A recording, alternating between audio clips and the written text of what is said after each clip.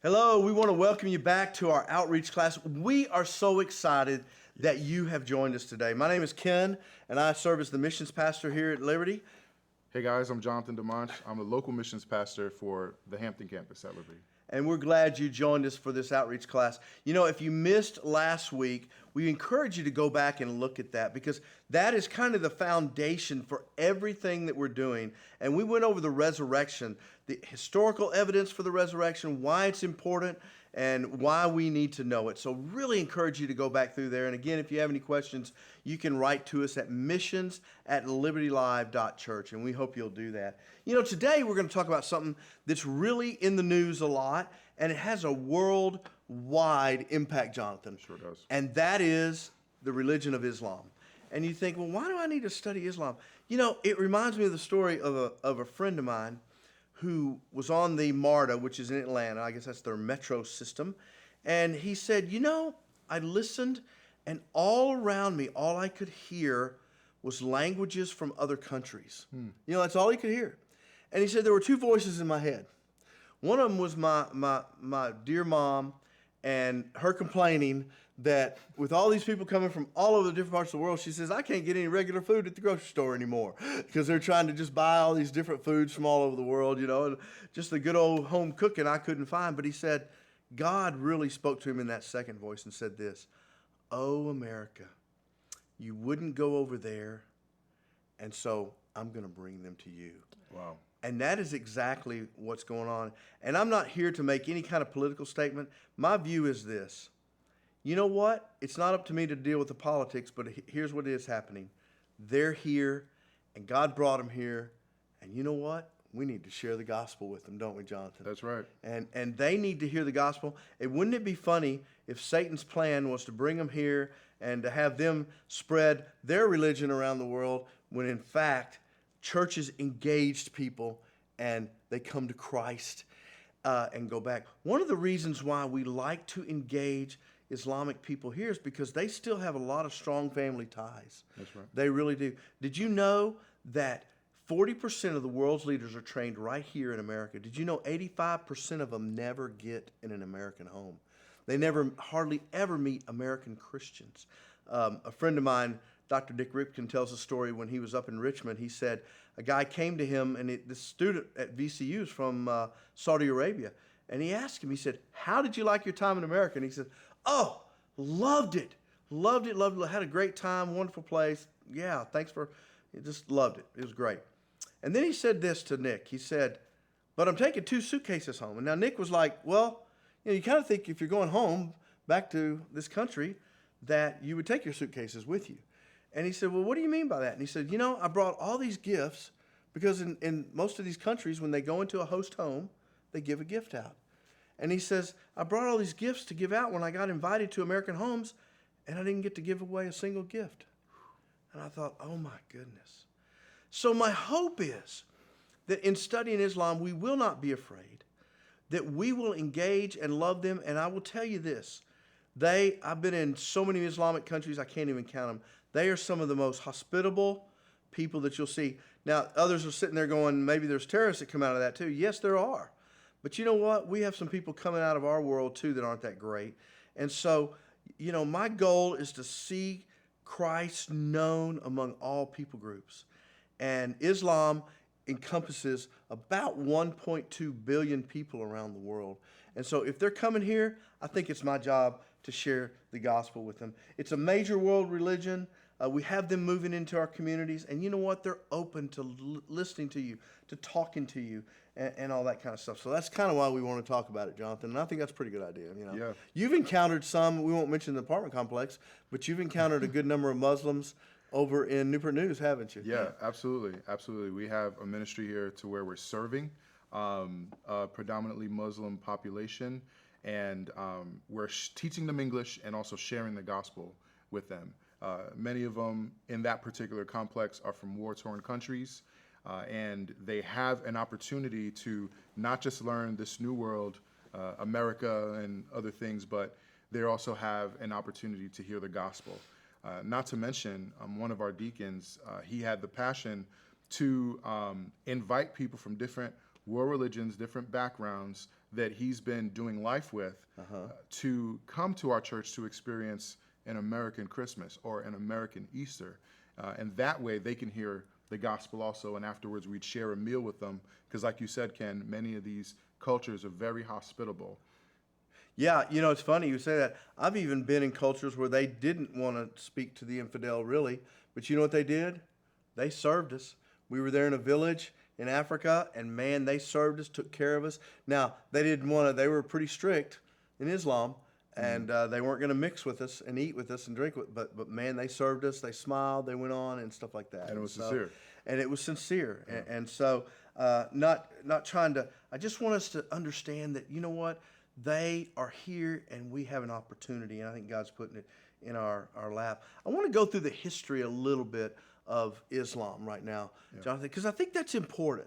I think it's important, like we had mentioned in the resurrection earlier, and I think it's important when we begin to discuss things like which is true, the Bible or the Quran, and like we talked about in the previous session about the resurrection and how in the Quran it talks about the possibility of, it talks about Jesus being taken down and replaced from the cross, you know.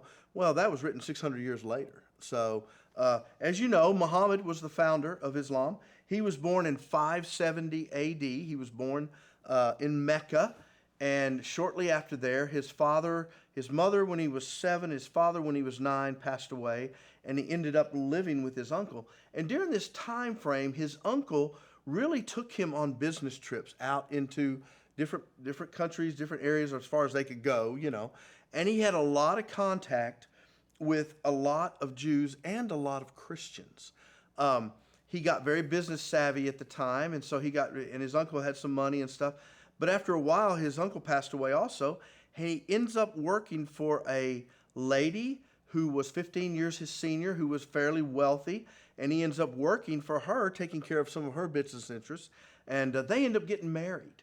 And so he married her, and so, you know, he was only 25 years old when he married her. She was 15 years older than him, and so they got married, and they went on, and I believe they had some kids. But here's what happened. After a while, Muhammad began to go to a cave, and he began to just meditate. And he began to just meditate and think about the things. One of the things he didn't like that he saw in the world out there is all these idols and these pagan worship things that he saw when he went on his travels. He said, you know, they're out there, they're worshiping how many gods? Thousands of gods. It's ridiculous. He didn't like that for some reason, you know. Now Islam wasn't born yet. He just didn't like that. And so that kind of influenced his life. So what he says is that in this cave, he got a visit from the angel Gabriel. Now, Muhammad was illiterate. But this angel Gabriel appeared to him and commanded him to recite things.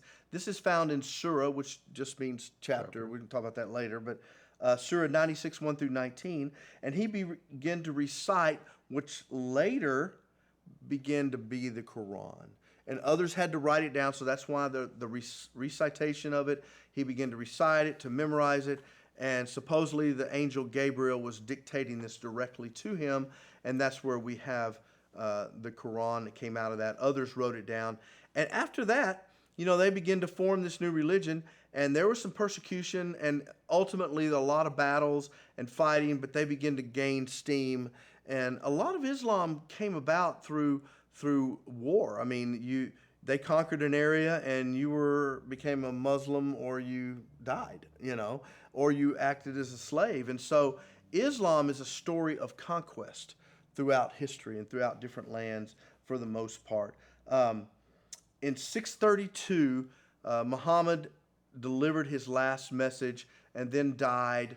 And then there became this battle for who was the head of Islam. And that's why you have Sunni and Shia Muslims and different factions that came out of that. And so that's kind of a little bit about the history of Islam, which I think is important. It's important to understand that it came 600 years after Christianity. It's important to understand that Muhammad was actually illiterate. And it's important to understand that it was a vision. And as you'll see later when we talk a little bit about other religions, that they came through visions also. They came through angelic beings. And if you know from Scripture, Paul talks about Don't believe every spirit that comes to you. Yeah. It could be a demon. And in this case, we believe that we've got to be careful when we say I hear from God. We've got to be careful that we're actually hearing from God and stuff like that. Jonathan, I'd like for us just to jump right into what they believe. Absolutely. And so why don't we do this? Why don't you tell us a little bit about what they believe about God? Sure. So basically, their word for God in the Arabic language is Allah. So when you hear that word Allah, which a lot of us do when encountering Muslims or thinking about Islam or around some of those countries, is it's Allah. That's their word, and it's just a word translation. Like in French, the word for God is Dieu, right? Yeah. So that's just language right there. Now, they believe that there's only one God, and He's called Allah by Muslims, and Allah sees all things, and He's present everywhere. Allah is the sole creator and sustainer of the universe, and they believe that Allah is not a trinity, but He is one. Allah is all-knowing and all-powerful, and that He created the heavens and the earth.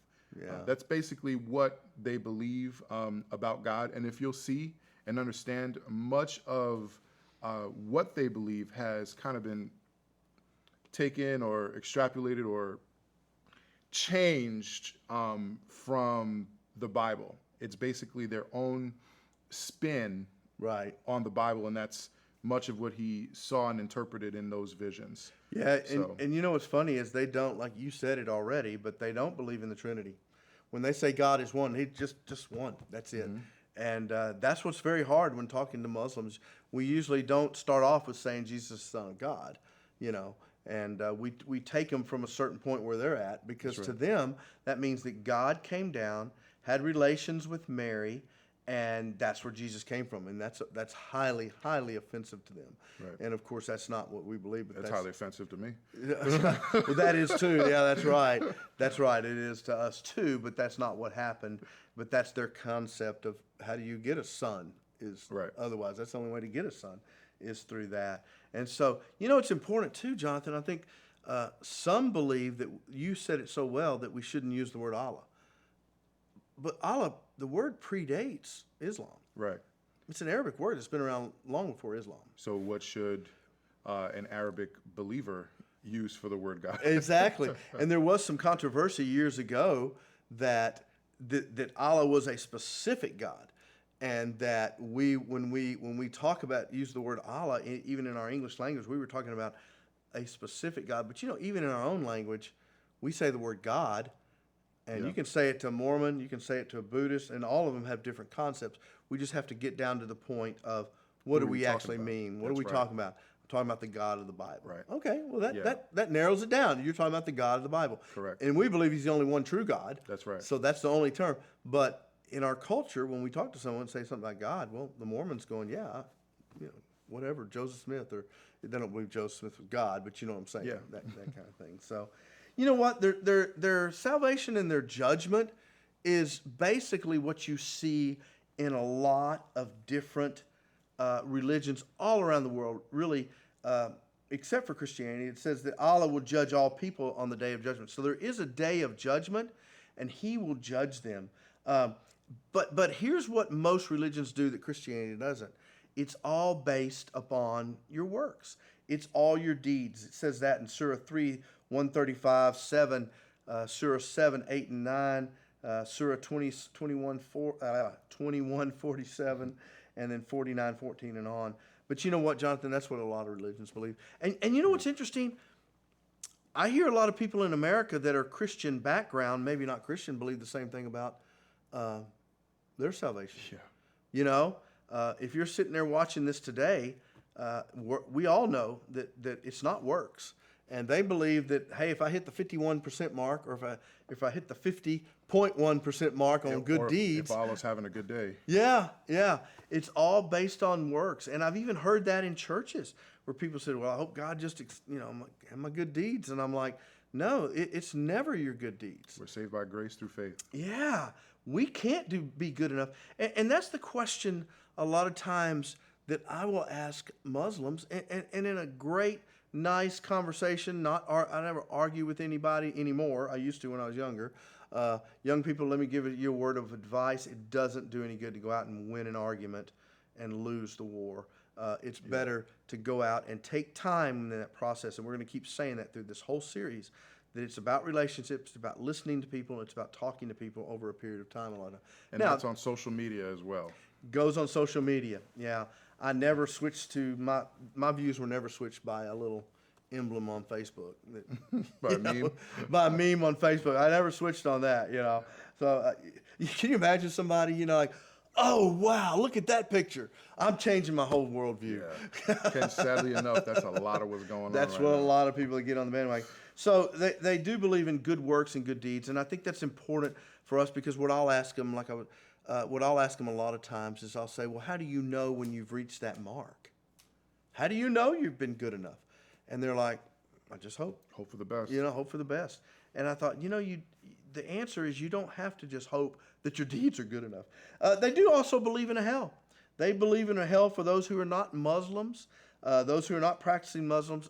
They believe they're the true faith, and so they do believe there's a hell. Hell is a place of unlimited capacity. It can hold an unlimited amount of people. Heaven is a garden paradise with fruit, rivers. And you know what's interesting? If you hear their description of heaven, it's, I think everybody, you know, my description, my dream of heaven would be, you can probably, Jonathan already knows this, it would be an eternal beach and the weather would be 83 degrees, sunny, no wind, no nothing. And motocross racing. And motocross, yeah, and bicycles and tennis courts. tennis galore. courts everywhere. That would be my dream of heaven, you know. But their dream of heaven really does reflect the area that they came out of. If you think about Mecca and Saudi Arabia and that area, which is in a very arid climate, and fruit is not always readily available, you know, the flowing rivers aren't there, the lush gardens, I mean, you don't see that. They can create that now with irrigation and all that kind of stuff.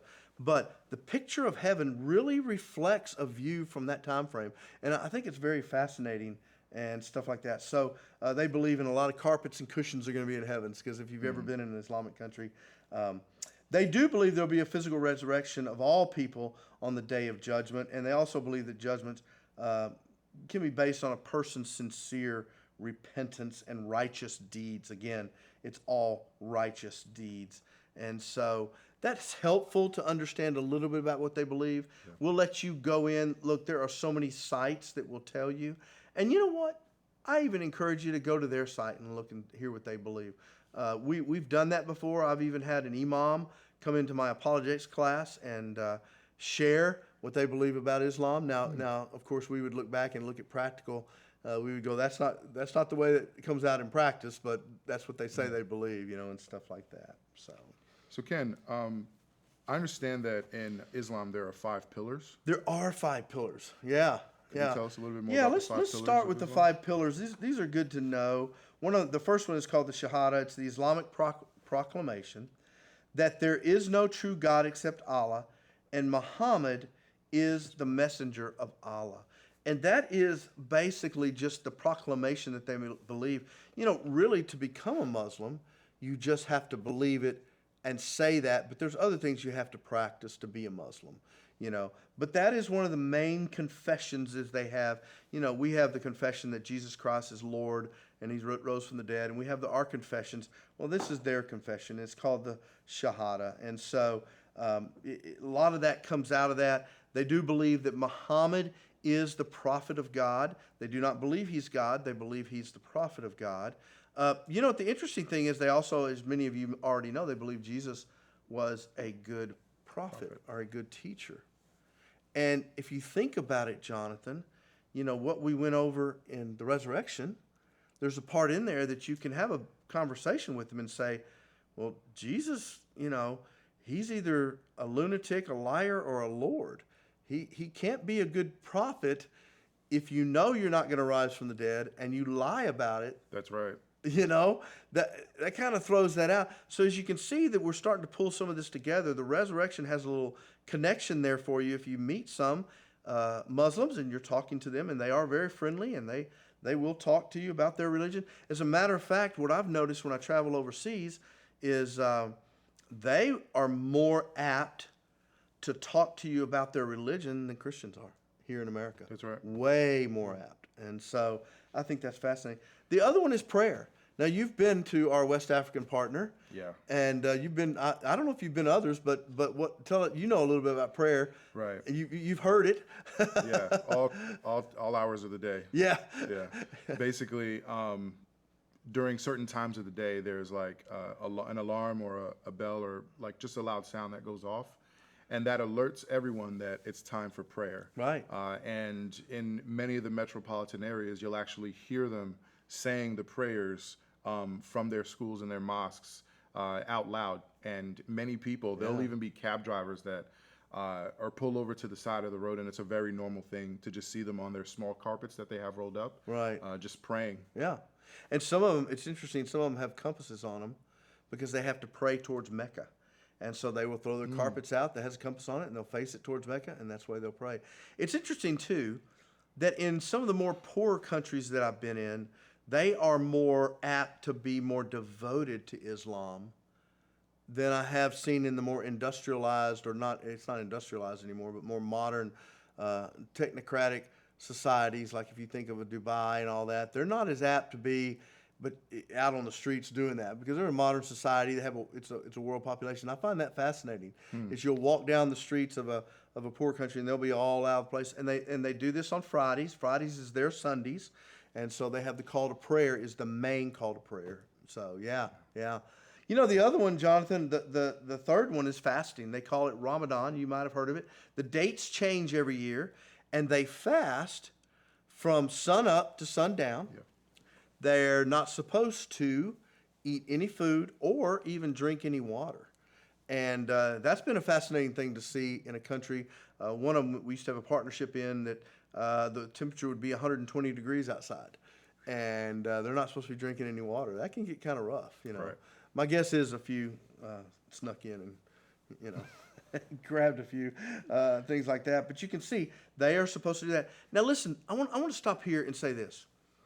It seems like, Jonathan, to me, and I don't know, you might have a different opinion, but it seems like to me that in America, we have this view that Muslims, all of them are super committed, all of them know the Quran backwards and forwards, all of them are just super devoted.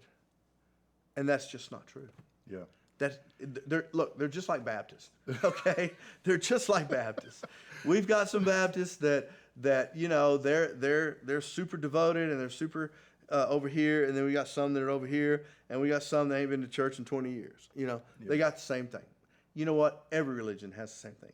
So when you go to talk to a Muslim, don't be thinking that they are just super devoted and you can't talk to them and they're super this and they're super that. And you know what, guys? They're not all terrorists. Very, very few are. The ones coming here are not, that you see in your neighborhoods. They're people who've gotten jobs. A couple of my doctors are Muslims, and I've had the privilege of saying, "Hey, you know, where are you from?" And I talk to them, and man, they're like, "Oh, you've been to my country." It's a great open door. So that's a good reason to go on a mission trip too. Yeah, absolutely. Go ahead. I'm sorry. No, I was just going to say the same way that even within Christianity, there are like fringe cults or other things that we shy away from, you know, denominations that we don't even consider as Christian because some of their beliefs are just kind of so far away from orthodoxy and practice, is kind of similar to the way that, at least how they see it, that like many of them they don't necessarily participate in some of those fringe things. Right. Although their Quran tells them that they ought to. Just the sheer humanity in many or most Muslims, that's not anything that they're into. And you know what? Here's another thing. I just thought of this when you were talking. You're supposed to read the Quran in Arabic. Well, not everybody speaks Arabic. I don't even know if half the Muslims in the world. You know, the largest Muslim country is actually Indonesia. That's right. There's more Muslims there than there are in the actual Middle East. And so, you know, you're supposed to read it in Arabic.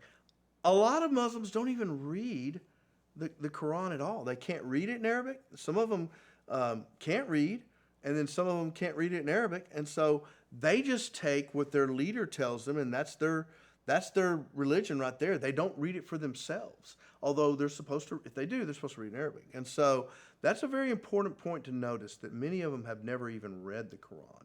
They just know what's been handed down to them. And you know what? That happens with Christianity. That happens with happens with all religions. That's why I think we're going to keep saying it over and over. You know, we may be the only Bible that some of these people ever read, in a sense. Yeah. And so we need to know our stuff, and we need to know what we believe. And that's why it's so important, why we encourage you to do Bible studies, to do your quiet times, to read the scriptures.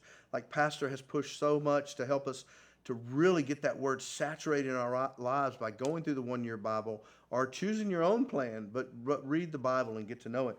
And that's very important. You know, they also, like any religion, Jonathan, they give alms, which is they give to the church charities, to their mosque. They'll give to your mosque. We took a bunch of 2414 students, which is our missions training program for high school students. We took them up to a mosque in D.C., and the first thing you walk in, they have the donation box right there. You just walk in. They don't ask them to give 10%. I think they ask them to give 2%, somewhere around there. And so they ask them to give and things like that. And then the last one I think is good on the 5 pillars of Islam is the Hajj. And many of you, this is what you're supposed to do as a good Muslim, is you're supposed to go to the Kaaba stone in Mecca, and you've maybe seen pictures of it. It's a big, like a stone thing, yeah. And they just go around it. That city swells to over an extra 1 million or 2 million people every time during the Hajj. They go once a year. And if you can't afford to go to the Hajj, then you can pay somebody to go to the Hajj for you and be there at the Kaaba stone and walk around it. It's interesting, when I was in one of our North African partnership countries, there was a man in the village who walked from this, I won't say what country, but it's to the west part of Africa, northwest part of Africa. He walked all the way to Saudi Arabia, to Mecca, to go to the Hajj. He was 80 years old after when he got back, of course, and it took him 4 years to do it. And he just walked his way, and I don't know, I'm sure he got rides here and there, but he walked his way to Mecca. That's an incredible, incredible thing. You know, Jonathan, there's something that we want to touch on that's very, very important in Islam, and it's important for us to understand when we're talking to them. It's honor and shame. Could you just tell us a little bit about that? Sure, we'll touch on it briefly. And there's actually a Christian author that wrote a book on honor and shame. We had to read it in college, and man, it opened up our eyes a lot on just understanding not just the Muslim culture, but cultures around the world, and in particular that area in the Middle East. Okay. So this is something that, like, honor shame is basically it's a worldview or a basis in which many of those cultures and tribes kind of see the world and express it. Now, with honor and shame, there are different cultures that have different expressions other than honor shame. Okay. For example, in America, or in what's known as the West, in those cultures, it's known as guilt and innocence. We're very guilty, not guilty, right, wrong, black, white, with a lot of the way we see things.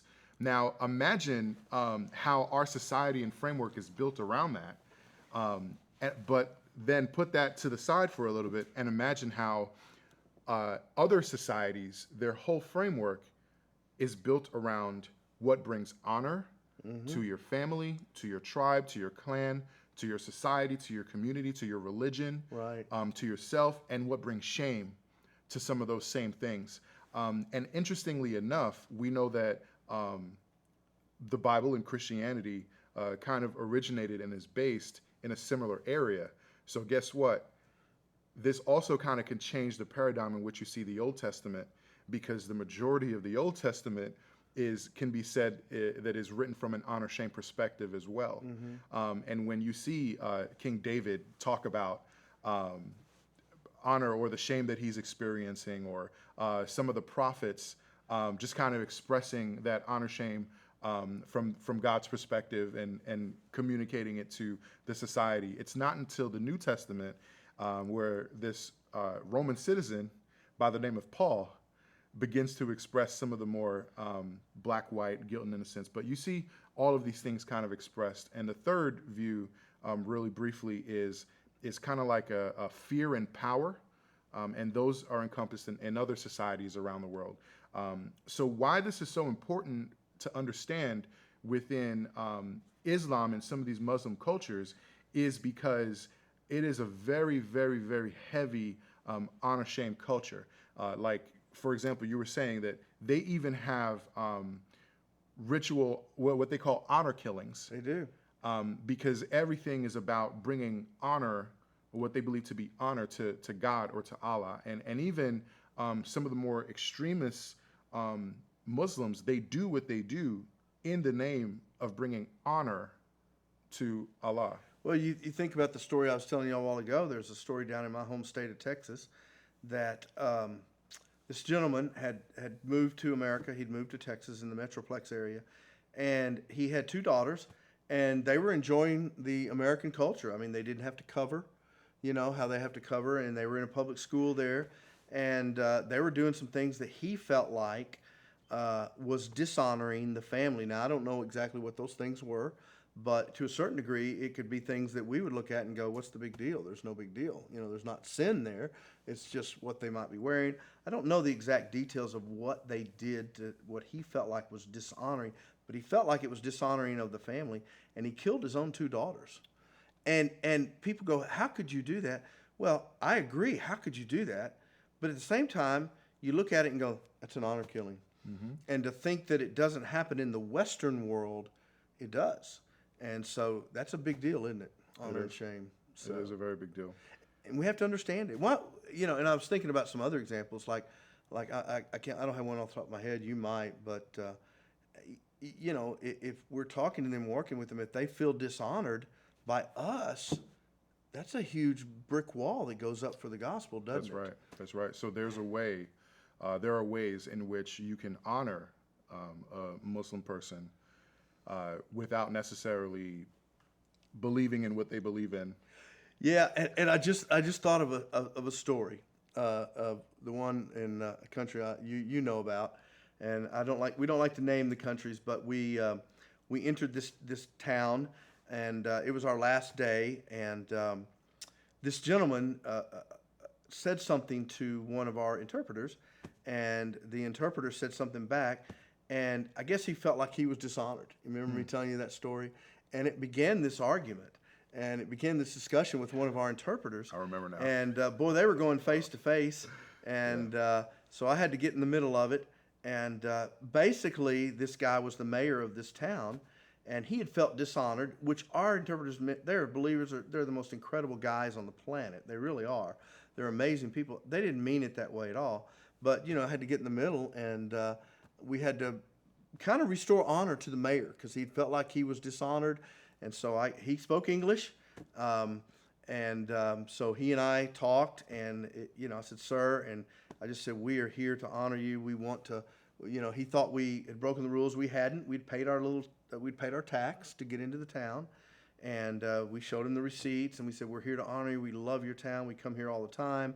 And it was a matter of restoring his honor. And come to find out, by the end of the day, it was like on this little island, and we were down by the water, and he came by, and he was our bud, man. He helped us. As a matter of fact, helped us get some stuff we couldn't have got otherwise without him. But it was a real honor shame thing, And if I wouldn't have understood that, guess what? We wouldn't have been able to. Yeah. We'd have probably been kicked off the island. So, that's right. So another way to bring honor in many honor shame societies is actually with food.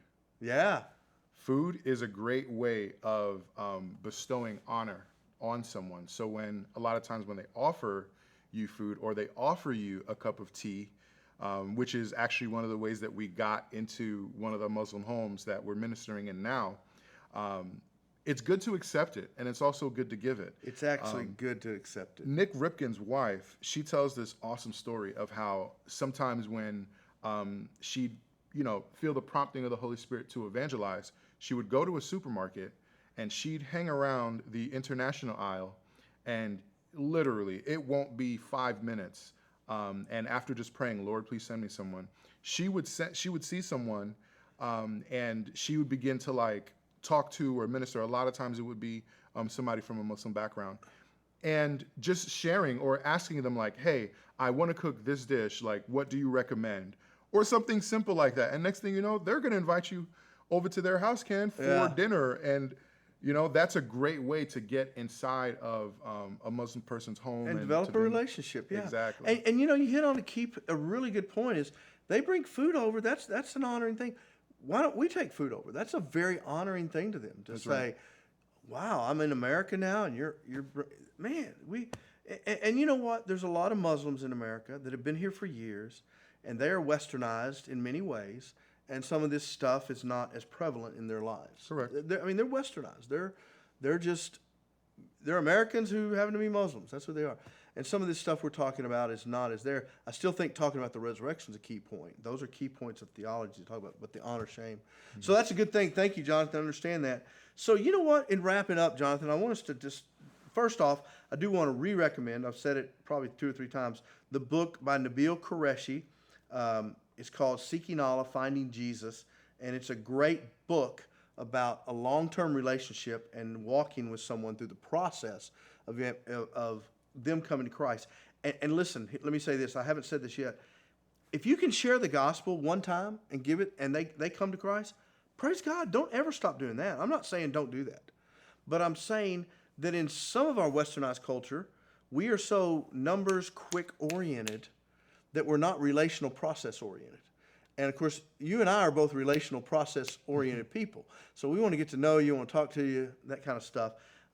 If you're more of a different mindset, just remember, it's going to be a relational process many times. If the Holy Spirit's working, we've heard of dreams of people having in a Muslim country, and they walked up to a missionary friend of mine and they said, you're the guy in my dream, and you're supposed to tell me about some guy named Jesus. Now, when that happens, you don't wait on some kind of process. And he said, well, yeah, I tell you about Jesus. Or I was just telling some of our staff here about my trip to West Africa where I asked him if he had a dream, and he said, yeah, a guy on a river, it was raging too strong, and a guy on a white horse on the other side said, come on over. He says, I can't get across. And the guy on the white horse told him, I'll send somebody to tell you. And that guy looked at me, and a couple of our students that were there with us, they said, are you the guy that tells me how to get across the river? I said, absolutely, I'm that guy. And I told him the resurrection story, and he said, I can believe that. I can believe that. And so I just, at those times, go right off. But other times, probably 90-something% of the times, a couple of things. We've already said it. Relationship's key. Take the time to talk to them. First time I went to Africa, we went to buy a rug with a friend of mine, and he was a member of our church. Many of you know him. And we had to sit for 2 hours just getting to know the shop owner. We drank Coca-Cola. We sat and talked before, and I'm sitting there going, just buy the stinking rug and let's get out of here. That was my mindset at the time. But we had to sit and we had to build that relationship. We had to talk to him. And then, we had to do all that before we could ever get to the point of getting to the rug and all that kind of stuff. Muslims, I've already mentioned a lot of these things. Muslims they're willing to talk to you. But the next thing I want to tell you about, Jonathan, I think is so important, and we're going to talk about this all the way through this series, is use the Socratic method to ask questions. Don't be so quick to say, this is what I believe, and dump it on them. Right. Ask them what they believe. What do you believe about Jesus' resurrection? What do you believe about the creation of the world? What do you believe about hell? What do you believe about how do I get to heaven? And then ask the question like, okay, it's basically works. At what point do I know that I've done enough good works to get there? And so I think that is so important for you to talk to them like that. And I really highly encourage you sometime, if you get a chance to go to one of our mission trips with us, that'll help. We help train you a little bit more in that, and we're going to do that. That's right. A little bit later. So to kind of lean into what you're saying, Ken, like a lot of Muslims, any Muslim, it is considered something dishonorable to become a Christian.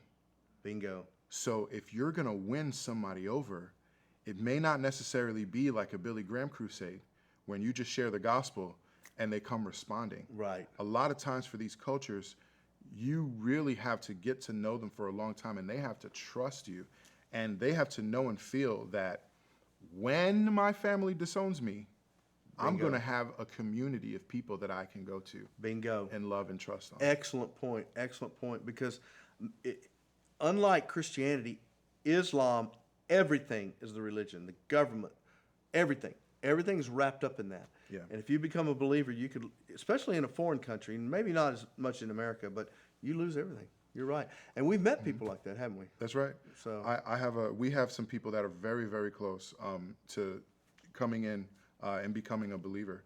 But I have a friend who she's teaching at Liberty University now. She was a missionary kid, and she was sharing and discipling and doing life with this young woman who is in a Muslim country, and she wasn't a believer yet.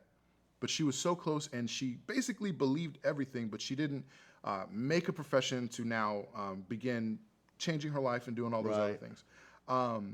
And my friend would wonder why, what is left? And she would pray to God. And one random evening, she received a knock on her door, and she answered the door, and it was her friend, and she was battered. I mean, beat up. Wow. Really, really bad. Wow. And she said, "I'm ready. Wow. I'm ready to become a Christian. I'm ready to be a believer. I'm ready to be baptized and to live for it." The thing is, she had just told her family what she had been learning and Wow. decision that she'd made, and that was the choice and the consequence that she had to pay for her choice of being a believer. Wow.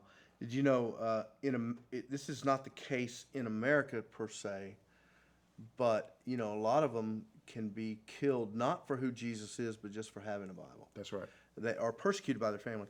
A couple of last things just to say, Jonathan, in wrapping this up.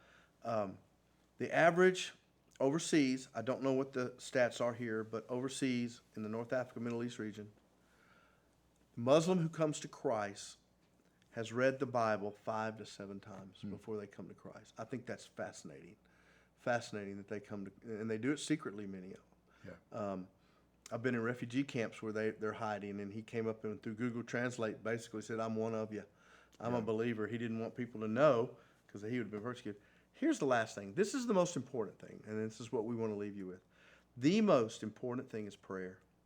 Did you know that only God can override the deadness of any of our hearts, whether we're American, whether we live in the Middle East, whether we live in Asia? It does not matter. It is God opening up our heart, opening up our eyes. And so if you do meet some Muslim people, our encouragement to you is to pray for them. Use that as a specific prayer request that God would not only open doors, but he would just do it in incredible ways. And I believe it's through the power of the Holy Spirit that happens, Jonathan. And I believe it's no argument of ours. It's no slickness of our conversation. It's not even the facts. You can give people facts right and left. You can give people facts that certain habits in their lives are bad for them. And guess what? They'll still do those habits, that it'll lead to premature. It doesn't matter. Facts don't matter. The heart matters. And as Jesus opens up their heart to see the truth of the gospel, then they'll come to Christ. So, That's right. Well, guys, thank you for joining us. We appreciate it. We'll be back with you next week. We'll continue talking some apologetics, and we'll delve into some different religions and even a non-religion. So thank you for joining us. We'll see you next week.